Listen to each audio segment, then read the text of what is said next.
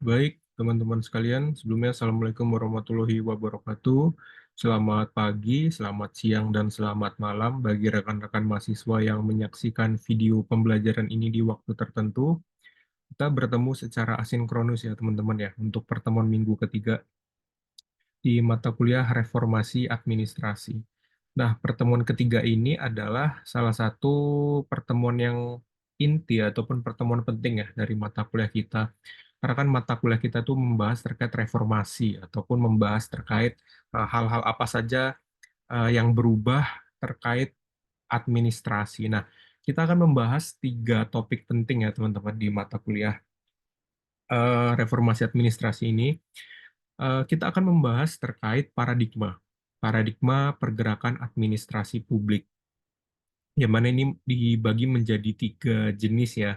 Jenis pertama yaitu Old Public Administration atau OPA atau OPA, yang mana Old Public Administration ini salah satu bentuk administrasi publik yang sangat lama ataupun sebagai tahapan awal, yang mana ini berkembang pada tahun 1887 ya, ketika Woodrow Wilson itu menerbitkan buku terkait The Study of Administration. Nah, ini perkenalan singkat aja karena nanti di slide-slide selanjutnya kita akan bahas secara mendetail seperti itu. Kemudian yang kedua, ini membicarakan terkait New Public Management. Jadi ketika Old Public Administration itu dirasa tidak begitu sejalan, tidak lagi dapat menjalankan ataupun implementasinya dengan baik, itu mulai dikritik oleh para tokoh-tokoh, oleh para masyarakat, dan para kritikus. Dan kritik inilah menghasilkan paradigma yang kedua, yaitu New Public Management, atau kita biasa menyebutnya NPM atau NPM. Nah, NPM ini adalah sebuah pola baru dalam birokrasi yang menerapkan praktik kerja sektor swasta tetapi di sektor publik. Nah, nanti akan kita bahas juga ya terkait hal-hal apa saja sih yang berbau di sektor swasta tapi juga diadopsi di dalam sektor publik. Kemudian yang ketiga, New Public Management itu juga penuh kritik, penuh apa ya, hal-hal yang mulai disesuaikan dengan perkembangan zaman. Nah, kritik inilah yang akhirnya menghasilkan sebuah paradigma baru yang ketiga, yaitu New Public Service, atau kita biasa menyebutnya NPS, yang mana ini adalah sebuah paradigma yang berkembang di pertengahan tahun 90-an.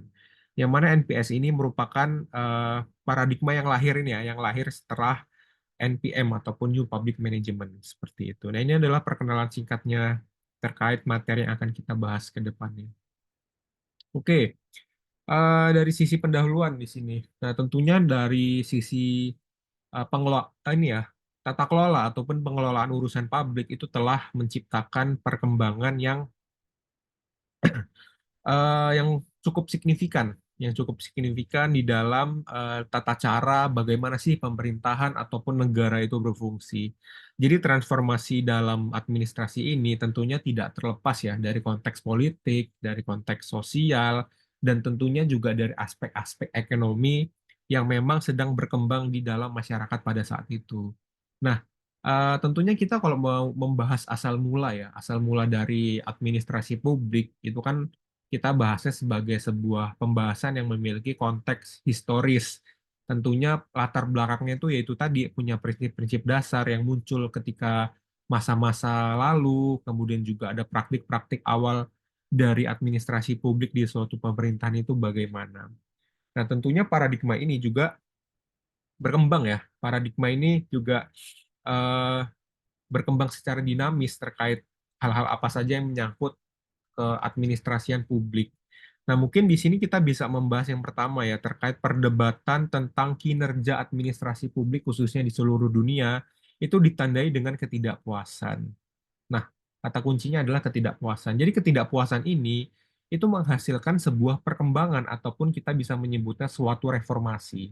Suatu reformasi dari sisi administrasi. Nah, tentunya ketika terjadi sebuah reformasi administrasi, reformasi ini kan tentunya ingin membawa suatu perubahan-perubahan yang membangun atau perubahan-perubahan yang memang diinginkan sesuai dengan perkembangan zaman dan diinginkan oleh masyarakat pada saat itu. Nah, tentunya reformasi ini membawa implikasi terhadap penyelenggaraan peran administrasi publik khususnya dari sektor pelayanan publiknya. Dan tentunya kita tahu ya teman-teman, semua cabang ilmu termasuk administrasi publik itu tentu ilmunya selalu berkembang dan selalu menyesuaikan perubahan zaman. Jadi tidak stagnan hanya di eh, berkutat pada hal-hal yang sama. Tadi kita di slide pertama sudah melihat ya nih perkembangannya dari old public, kemudian new public management ke new public service. Otomatis perkembangan ilmu yang ada di administrasi publik itu sangat berkembang sesuai ataupun menyesuaikan perubahan-perubahan masyarakat dan perubahan zaman. Tadi ya kita tadi bahas terkait pendekatan yang digunakan dalam pembuatan ataupun pelaksanaan strategi dari pengelolaan organisasi, kemudian juga masyarakat dan juga sejauh mana sih administrasi publik itu bisa menyesuaikan diri dengan perkembangan ataupun dengan paradigma yang ada, serta sejauh mana sih hal-hal tersebut itu dilakukan ataupun disesuaikan dengan daerah-daerah asal ataupun dengan negara-negara pembanding seperti itu. Nah, tentunya setiap negara itu kan punya permasalahan administrasi yang berbeda. Nah, tentunya kita tahu bahwa administrasi publik itu tidak pernah tidak dapat melepaskan diri dari dampak yang ditimbulkan oleh perkembangan-perkembangan di lingkungan ataupun di masyarakat ya. Khususnya kita tidak dapat menutup kemungkinan terkait perkembangan teknologi. Dan administrasi publik itu dituntut untuk senantiasa senantiasa menyesuaikan diri dengan paradigma tadi yang dianutnya sesuai dengan perkembangan zaman. Hal ini apa sehingga tuh paradigma yang ada itu tetap menyesuaikan tetap sejalan dengan perubahan lingkungan, perubahan teknologi, perubahan masyarakat yang ada di sekeliling lingkungan administrasi publik. Dan tentunya paradigma-paradigma baru yang nanti akan muncul itu menjadi tuntutan oleh masyarakat ramai ataupun oleh masyarakat yang banyak seperti itu. Oke, apa saja sih reformasi dan juga paradigmanya? Nah, tadi kan kita sudah membahas ya ada tiga paradigma utama terkait reformasi dalam administrasi publik. Tetapi dalam tiga paradigma itu juga tidak berhenti sampai ke new public service. Saya ulangi, tidak hanya berhenti sampai new public service. Tentunya setiap berkembangnya tahun, setiap berkembangnya dekade, setiap berkembangnya zaman, pasti ada aja paradigma-paradigma baru yang muncul sesuai tuntutan masyarakat. Tetapi pada hari ini kita akan membahas tiga paradigma utama tadi. Oke, yang pertama tadi ya, OPA atau Old Public Administration. Nah, apa sih Old Public Administration itu? OPA ini ya, OPA sebagai paradigma yang muncul itu terkait pengelolaan sektor publik yang muncul ketika pasca revolusi industri. Nah, ketika berbagai pemerintahan di dunia barat ini ya mulai menata kembali fungsi administratifnya untuk menjawab tantangan, menjawab modernisasi dan juga urbanisasi yang pesat. Nah, tentunya dalam Old Public Administration itu tuh muncul ketika abad 20-an. Nah, jadi mungkin teman-teman sudah ini ya, cukup mendengar tokoh namanya Max Weber atau biasa dengar teori birokrasi ataupun ada prinsip hierarki. Nah, itu pencetusnya ada Max Weber. Nah, Old Public Administration ini juga dipengaruhi oleh gagasannya Max Weber. Jadi pendekatan administrasi publik yang berlaku pada sebagian besar di abad 20 itu menarik model birokrasi berdasarkan prinsip hierarki dan juga prinsip-prinsip yang ada terkait meritokrasi.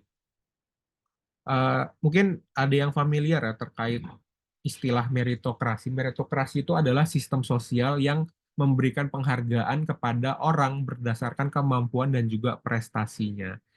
Nah, memang konsep ini juga menjadi dominan ya ketika di akhir abad 19 sampai ke pertengahan abad 20. Yang mana dalam konteks old, ini kan kita membicarakan old ya. walaupun ini dalam secara harfiah artinya adalah old itu lama, merujuk sesuatu yang usang, tetapi dalam paradigma ini lebih merujuk kepada bentukan awal administrasi yang memang sangat berpengaruh dalam pembentukan sistem di birokrasi modern. Tadi ya konsep ini juga mulai dominan ketika akhir abad 19 sampai ke pertengahan abad ke-20. Nah, Old Public Administration ini juga punya ciri-ciri khususnya.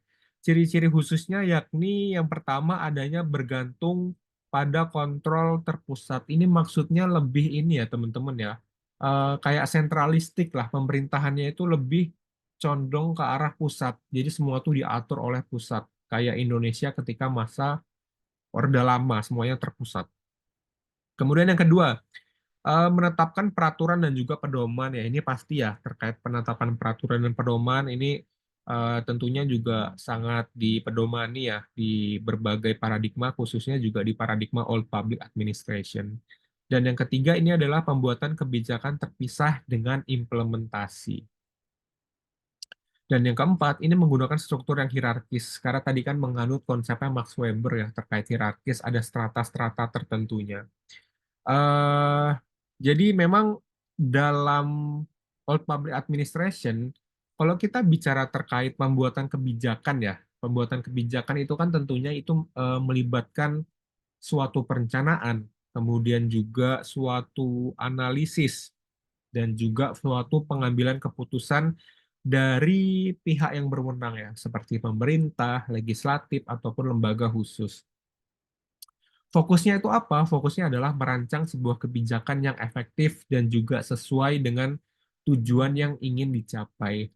Nah, untuk implementasi kebijakannya tentunya tahap ini tuh dilakukan oleh pihak lain. Nah, maksudnya adalah ini kan tadi terpisah ya antara pembuat kebijakan terpisah dengan implementasi.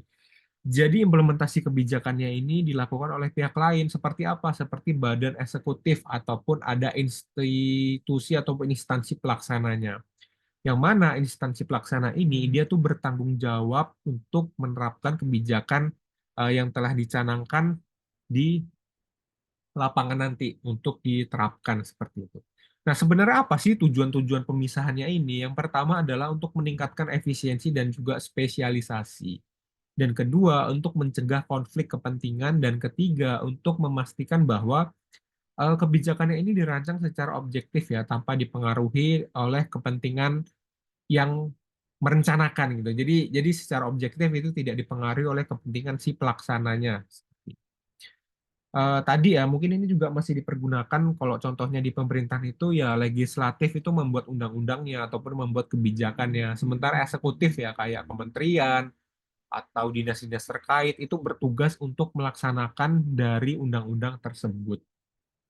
Nah, tadi di-mention juga ya, OPA berlangsung dari tahun 1887 sampai 1987 dan dipengaruhi oleh Woodrow Wilson. Nah, Woodrow Wilson itu juga ini ya, sebagai sebuah tokoh ya. Jadi ada Woodrow Wilson dan juga ada Max Weber. Ini sebagai tokoh sentral dalam pengembangan teori birokrasi, yang mana teori birokrasi ini menjadi landasan utama untuk Old Public Administration.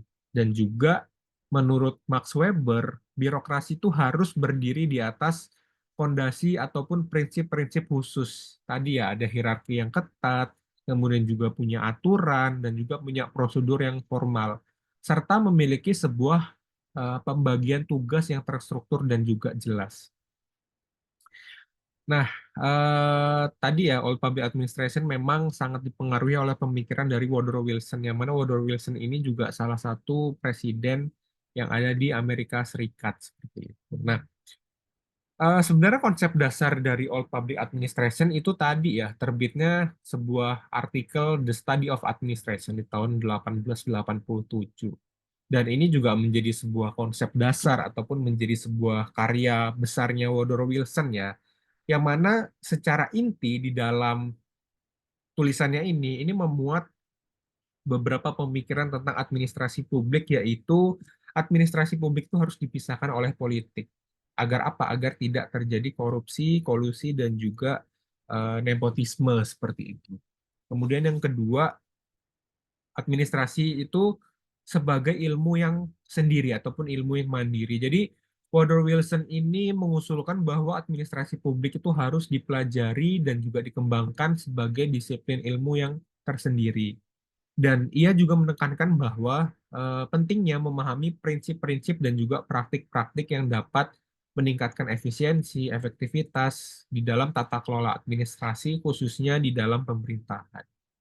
Dan ketiga, adanya efisiensi dan juga profesionalisme. Ya mungkin tadi ya sudah dibahas juga ya terkait pandangannya teori hierarki dan teori birokrasi oleh Max Weber.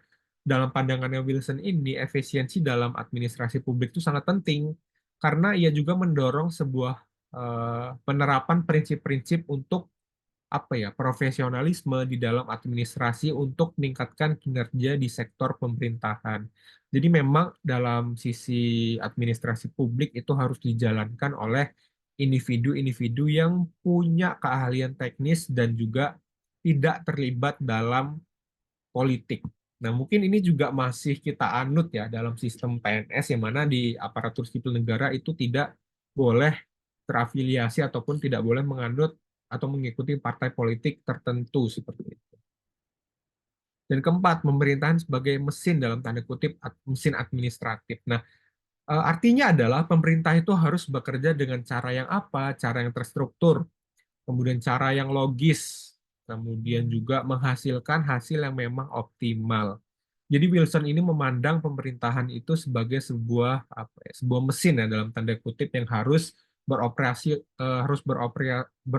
secara rasional dan juga efisien. Dan beliau juga percaya bahwa memisahkan politik dari administrasi itu pemerintah akan berfungsi lebih baik ya, karena administrator akan lebih fokus kepada pelaksanaan kebijakan dengan cara-cara yang paling efektif seperti itu. Dan yang kelima, ini perlu adanya reformasi birokrasi. Nah, bahasa reformasi birokrasi juga kan sampai sekarang masih kita anut ya teman-teman, walaupun memang ini juga sudah dicanangkan dari tahun sebelum 1900-an seperti itu. Jadi memang Woodrow Wilson itu pemikirannya sudah lebih berkembang maju di tahun yang memang belum terpikirkan terkait hal-hal yang kebirokrasian seperti itu. Jadi memang Wilson ini menyoroti perlunya reformasi dalam birokrasi ya untuk mengatasi masalah-masalah seperti tadi KKN, adanya praktik ataupun inefisiensi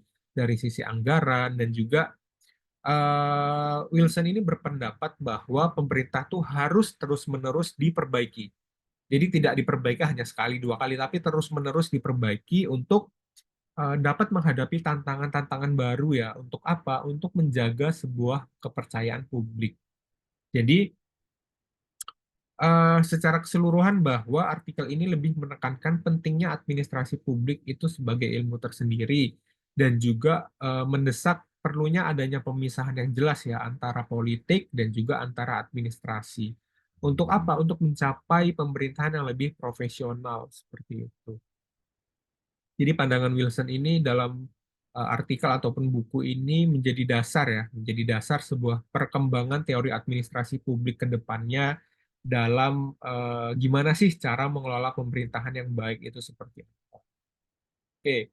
Oh ini tadi ya pengaruh teoritis perkembangan public administration. Tadi kita sudah menyebutkan terkait Max Weber ya.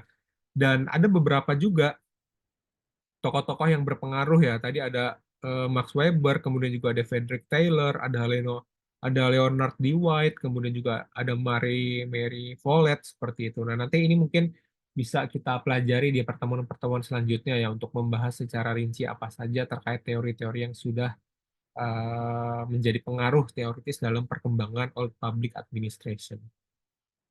Oke, ini harusnya saya tanyakan secara daring atau secara langsung ya ke teman-teman. Ya. Cuma karena ini asynchronous, ini langsung saja saya bahas ya untuk contoh penerapannya. Tadi kan kita sudah membahas nih eh, sentralistik tadi ya.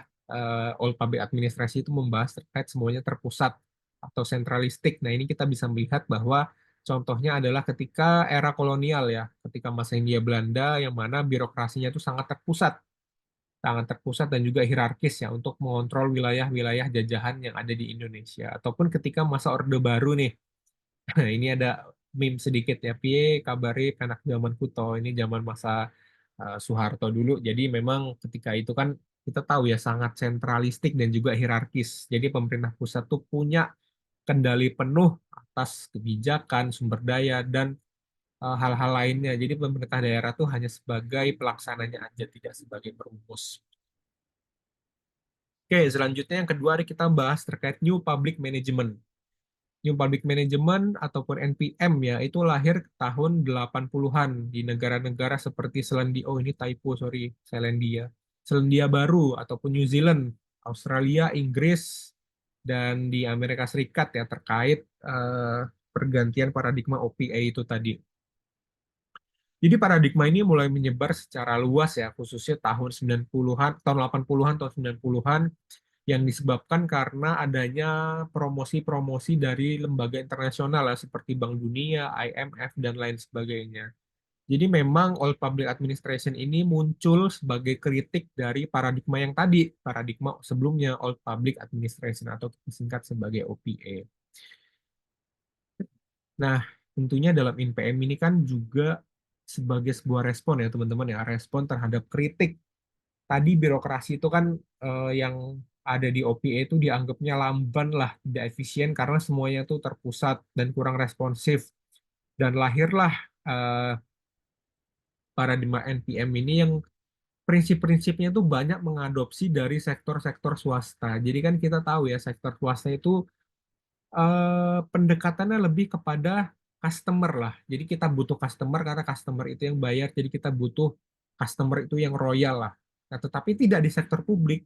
Sektor publik kita kan tidak menganggap masyarakat itu sebagai customer seperti itu. Jadi memang dalam paradigma ini tuh lebih menekankan hal-hal terkait kualitas pelayanan publik, tetapi dalam sudut pandang yang sektor swasta seperti itu. Jadi memang fokus utama dalam paradigma ini adalah mengubah perilaku pemerintah itu bisa apa ya mendorong partisipasi sektor swasta dan juga lebih kepada kemitraan lah, kemitraan antara pemerintah dan juga swasta.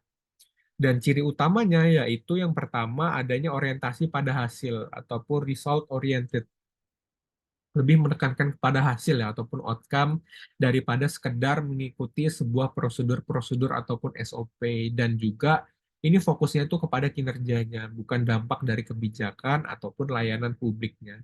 Dan yang kedua ini terkait desentralisasi. Nah, tadi karena sebelumnya itu sudah dibahas terkait sentralistik ya. Nah, yang paradigma yang kedua ini lebih kepada desentralisasi. Jadi lebih mendorong wewenang dari pemerintah pusat, kemudian ke pemerintah daerah ya, ke unit-unit yang lebih kecil, sehingga keputusan itu bisa lebih cepat dan juga responsif ya terhadap kebutuhan-kebutuhan masyarakat. Kemudian juga adanya prinsip dari manajemen bisnis.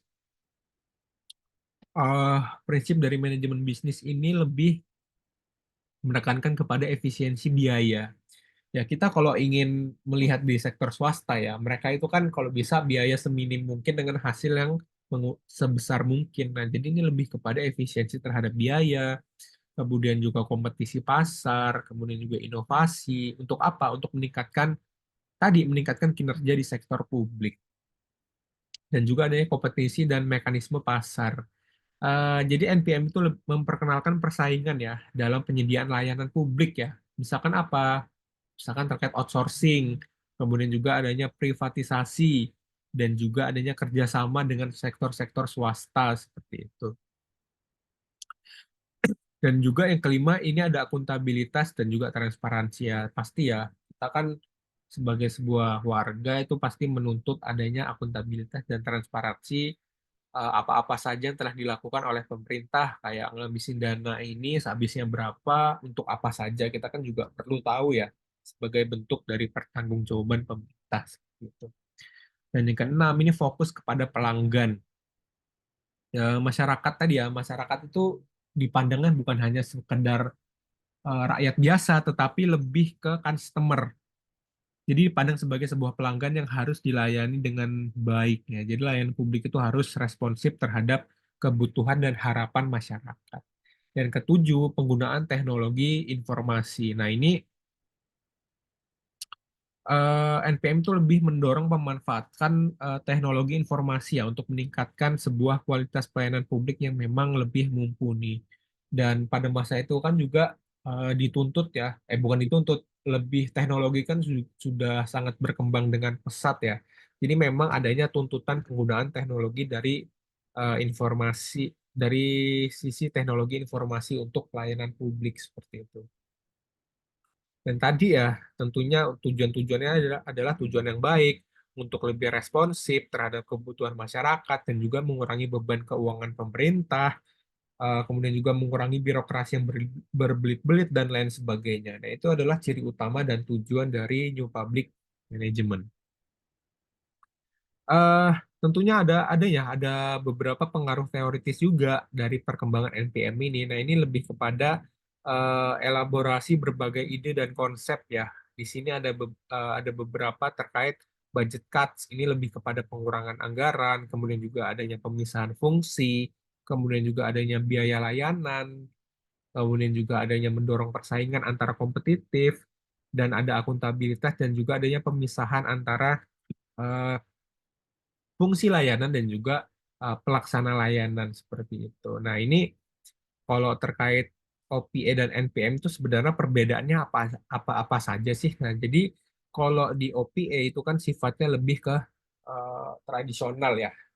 Kalau di NPM itu lebih kepada sisi yang modern seperti itu. Nah, tadi kita bisa melihat dalam OPA itu lebih ke sentralistik. Tetapi kalau di NPM itu lebih sistemnya ke desentralisasi, yang mana desentralisasi itu manajemennya itu lebih fleksibel dan juga wewenang dan tanggung jawab itu dialihkan ke tingkat yang lebih kecil ataupun ke tingkat daerah ya untuk meningkatkan sebuah responsivitas untuk merespon masyarakat seperti itu.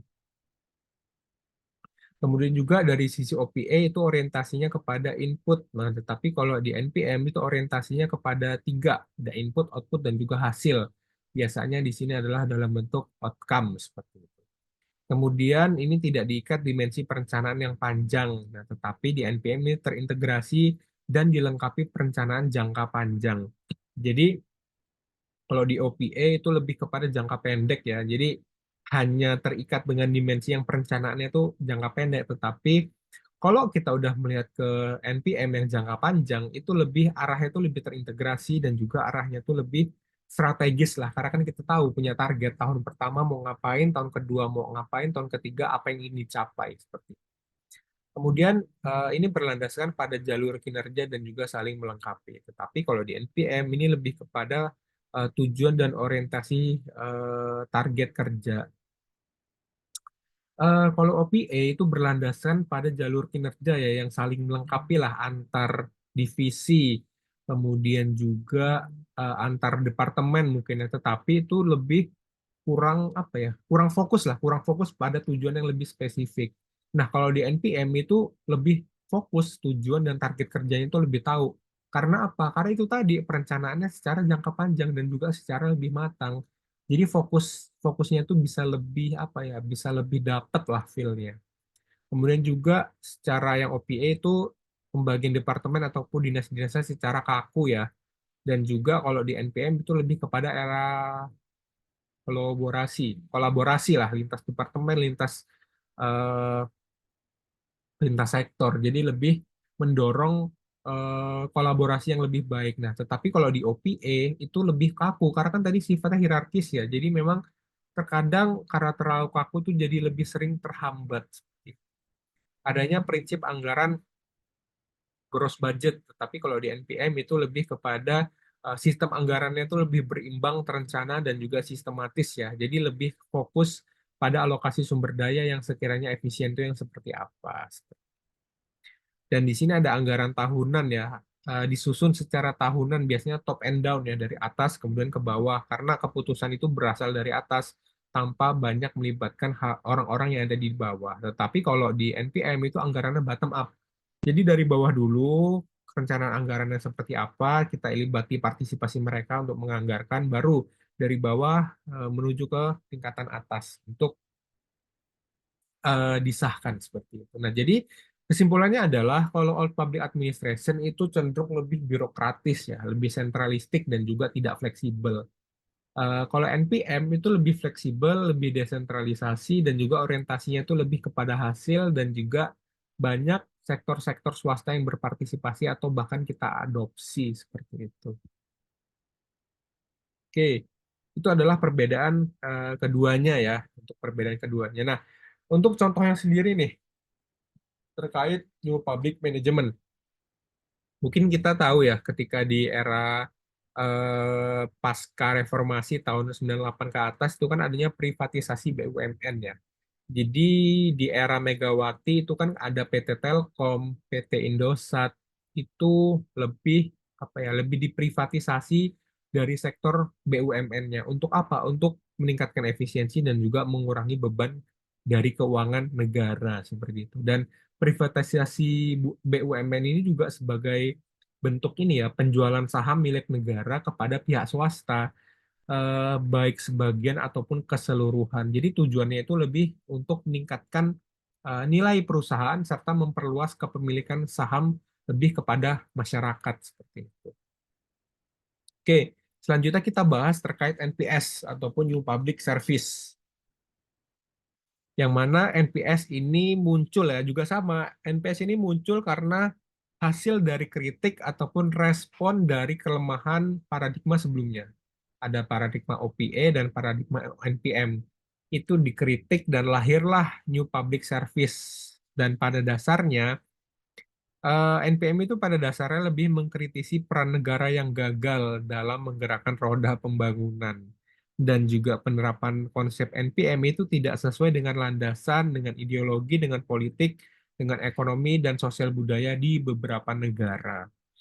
Jadi ada beberapa tokoh, salah satunya adalah Den Hart, itu memberikan gagasan bahwa pendekatan sebelumnya itu kan bertujuan untuk pencari apa ya, pencarian efisiensi di dalam pemerintahan. Nah, sehingga itu bisa mentolerin sejumlah cara demi apa? Demi mencapai tujuan efisiensi tersebut.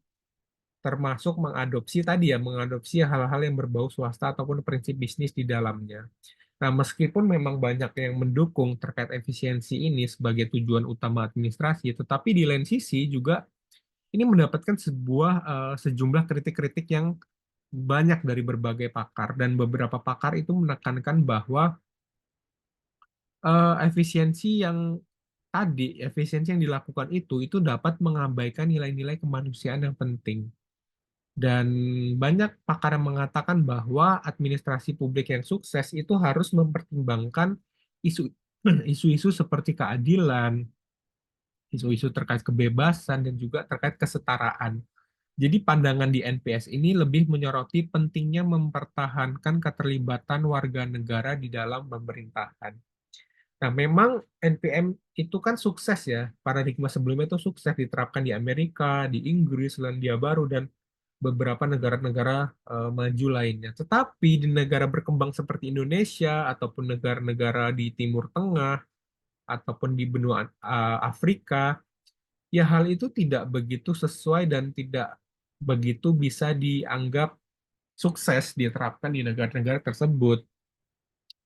Hal tersebut disebabkan karena penerapan konsep NPM itu tidak sesuai dengan tadi ya, dengan landasan ideologi politik, ekonomi, dan sosial budaya di negara-negara yang kita anut seperti itu. Dan ciri utamanya NPS itu lebih menekankan kepada pelayanan kepada masyarakat ataupun kepada pelayanan publik.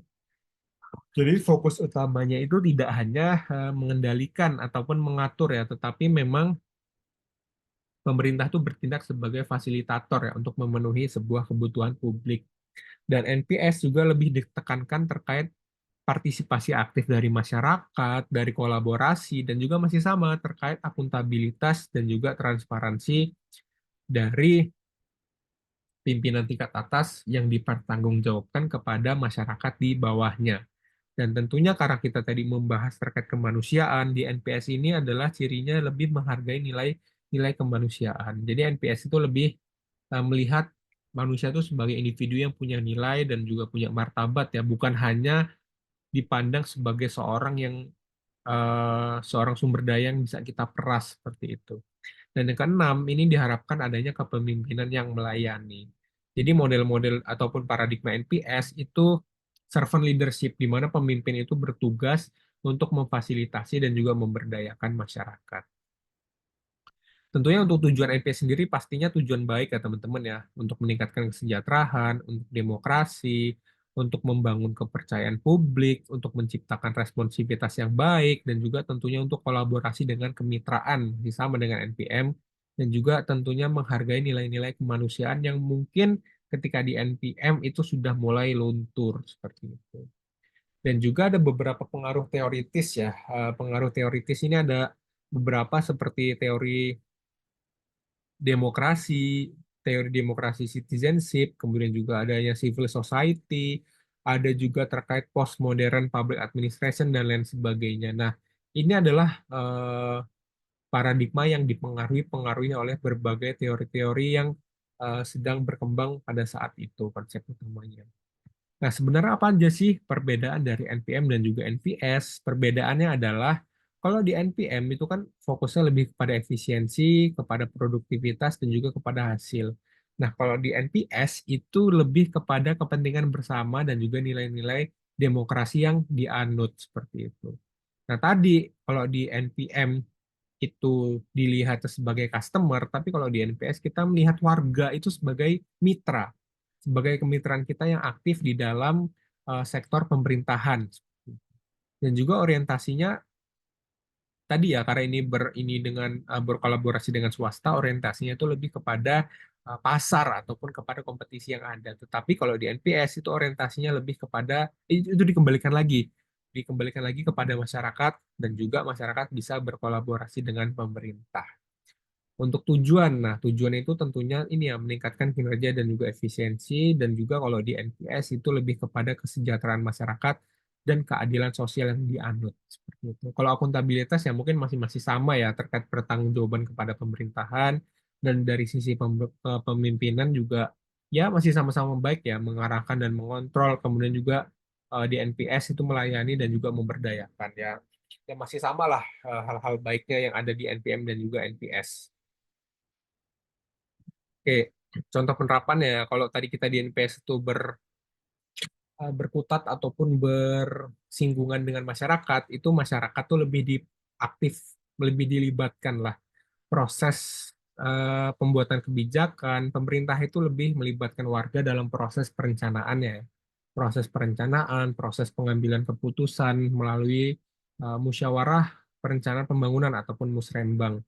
Dan juga tadi kita membahas terkait layanan publik ya, diharapkan lebih responsif dan juga adanya transparansi dan juga akuntabilitas. Nah, untuk contohnya sendiri itu lebih kepada layanan online ataupun e-government. Tadi kita membahas terkait transparansi dan juga akuntabilitas. Jadi itu lebih memanfaatkan teknologi yang ada seperti e-government dan beberapa layanan-layanan yang bisa diakses secara daring seperti itu. Oke, lantas apa kesimpulan dari kesemuanya? Nah, bentuk bentuk secara mudahnya adalah seperti ini. Kalau di paradigma OPA itu lebih kepada birokrasi, hierarki, dan juga kepatuhan terhadap prosedur. Kelebihannya apa ya? Karena itu lebih birokrasi dan lebih birokratis dan juga ada hierarki, tentunya itu lebih stabil ya. Tidak ada pergerakan-pergerakan di bawahnya yang tidak kita ketahui. Tetapi kekurangannya karena terlalu hierarkis itu akan kaku, lamban, dan juga nggak responsif. Kalau di NPM itu lebih fokusnya kepada efisiensi, kepada kompetisi pasar dan hasil ataupun outcome. Jadi kelebihannya itu bisa lebih meningkatkan kinerja dan sisi akuntabilitas. Tetapi kekurangannya itu mengabaikan nilai-nilai kepublikan dan juga nilai-nilai demokrasi yang sudah dianut sebelumnya. Tetapi kalau di NPS ini memperbaikinya lagi, fokus utamanya tuh lebih kepada demokrasi, partisipasi, dan juga dari sisi pelayanan.